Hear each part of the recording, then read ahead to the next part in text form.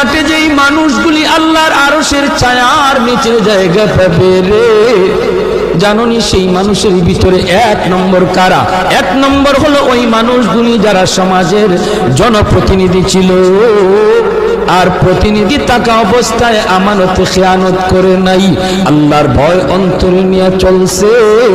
ওই মানুষগুলিকে, ওই member, chairman, MP কে আল্লাহ তার আরশের ছায়ার নিচে জায়গা দিবে। টিয়া খাইয়া বিচার করলে মাতুন্য দেবে, টিয়া খাইয়া বিচার করলে, হ্যাঁ এটা দিছে 500 টাকার যে বিচার জন্য তার পক্ষে দেয়, মারছে উল্টা বিচার। এখন কইতো কেমনে রাতে যে 500 দিয়ে আইলাম মিটে গেল কই? কই চাচা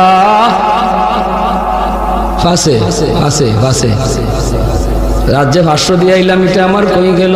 চাচা কই কি করবো তোর ফাঁসে ঠেলাই আনে 10 ঠেলাই আনে।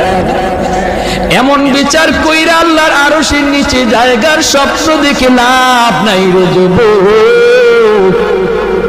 আল্লাহর আরশের নিচে যদি জায়গা পেতে হয় ন্যায় বিচার করো। গোষ্ঠী দেখে বিচার করা যাবে না, মুখ চিহ্নে বিচার করা যাবে না, পয়সা খাইয়া বিচার করা যাবে না, ন্যায় বিচার করবা। রাস্তা যেখানে যা লাগে তা ঠিক করে দিবা। টিন আইসে ঠিক মতো পৌঁছাইবা, গম আইসে ঠিক মতো পৌঁছাইবা, কার্ড আইসে ঠিক মতো পৌঁছাইবা।